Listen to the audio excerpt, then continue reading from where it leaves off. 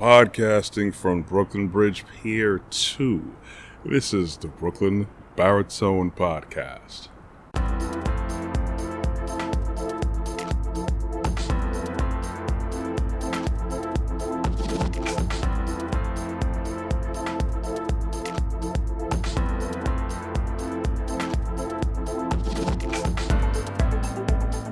As for me, it's usually the morning. If it's the morning for you, good morning, good afternoon, good evening. Whenever you choose to listen to this, I very much appreciate the support, and I always appreciate the looks and the likes.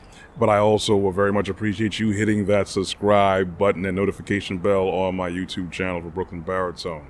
It's a fantastic day today. It's a little bit warmer than usual. People out here doing their thing, doing their martial arts. Down at the other side playing their basketball. You can probably see people going back and forth behind me, getting their jog on. You can see the New York City skyline, downtown Manhattan, doing its thing, looking pretty. There's so many things that people misconstrue about how to build people, other people, especially children. You see that as a recurring theme because that's a big thing. That's one of the biggest things that we seem to always forget and kind of miss the mark, but it's never too late to help people get to the potential that they can get to. There's so many people out there that'll come down hard on someone because they don't have their life together. And granted, there are a lot of people out there that have made some terrible decisions. There are people out there that could have easily made things easier for themselves. They could have made different choices. They could have made better choices. But then at the same time, if we are to criticize people of how to get themselves together, not even how to, of getting themselves together, being a better person, well then, are you going to be that person? Are you going to be that force that's around them to influence them and show them how to be better? I understand that there's many people out there that need a swift kick in the pants. And I was talking with one of my good colleagues the other day, and we were saying that, some people need to have certain things reinforced within them to get things done properly. There's some people who need whoopings. There it is. It's that simple. Some people need whoopings so you could beat the potential out of them. And it's what it is. Maybe whoopings could be hard love. It could be a very strict regimen. Because a lot of people can't afford to get derailed because we have so much things that take away our focus. And if anything takes away our focus, that means we can't ever get to our true potential. But that doesn't work for every single person. And there are many people out there who learn by being sparked in the right manner. There are so many people that learn by being ignited by a certain type of teaching style, that are ignited by a certain experience. It could be a certain person, how they speak to them, because they could be hearing the same thing. And it could be very solid learning, but it may not be in the way or the capacity that people need to learn. So whenever we come down hard on people, it could be that they're just not learning or they're not being engaged in the way that they need to be. Now, I'm not saying to coddle anyone. We're not trying to coddle anyone. When you get to a certain age, a certain stage in your life, you're supposed to have the mentality to know what you like doing and knowing what needs to be done and how it needs to be done. But there's some people who will react, as I said before.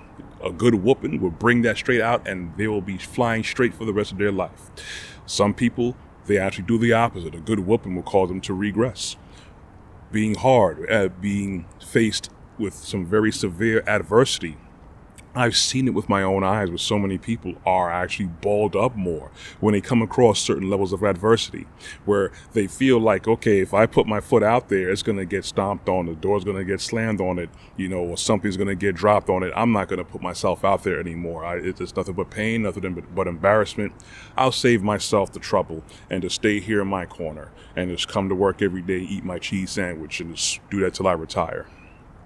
There are so many children who have the wrong kind of parents because, there's a lot of parents, we would tend to just want to go to work and just worry about the bills. This is the regular people. I'm not talking about the rich, y'all rich folks out here that are living it up and, and living your best life. And you're always, telling people, get another stream of income, get a secondary stream of income and you will live your best life. Well, if getting a second stream of income was as easy as going to the store and getting a bag of chips, then yeah, of course, you could tell that to anybody.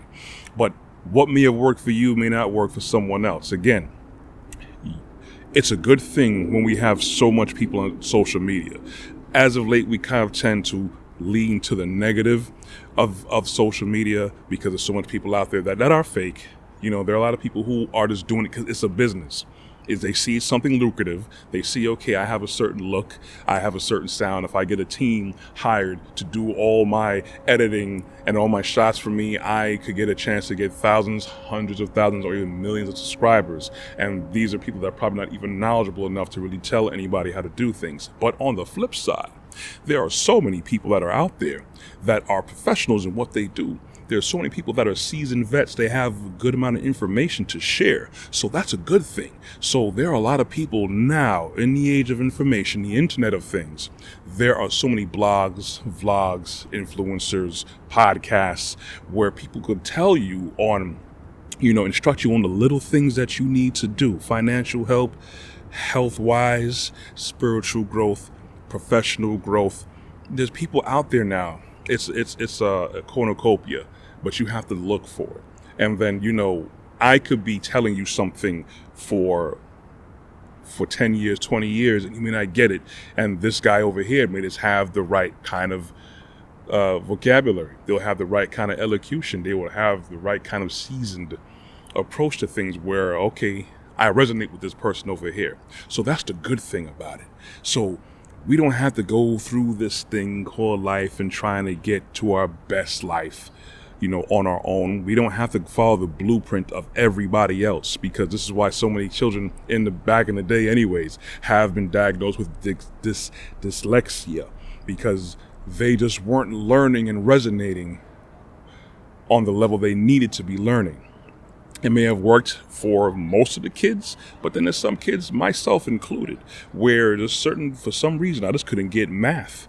I got it enough, but then I don't understand what happened. I just had a eureka moment where it just, boom, resonated with me. I'm not saying the teachers I had were terrible. They were fantastic teachers, but it just wasn't on the same wavelength that I needed to get that. I was more a creative person, creative type. And I think so logically with certain things. You would think logical and math should go hand in hand, but it depends on how the person is raised, depends on the experiences the person has. It just depends how the person is wired as well. So there's some things I would probably need good whoopings for. But then that doesn't go for everything else. Other things that I probably need a certain level of praise to know, hey, you're doing really good at that. You know what? You should concentrate on that. What you did right there was really good. Give people opportunities to come out of themselves, to come out of their shells.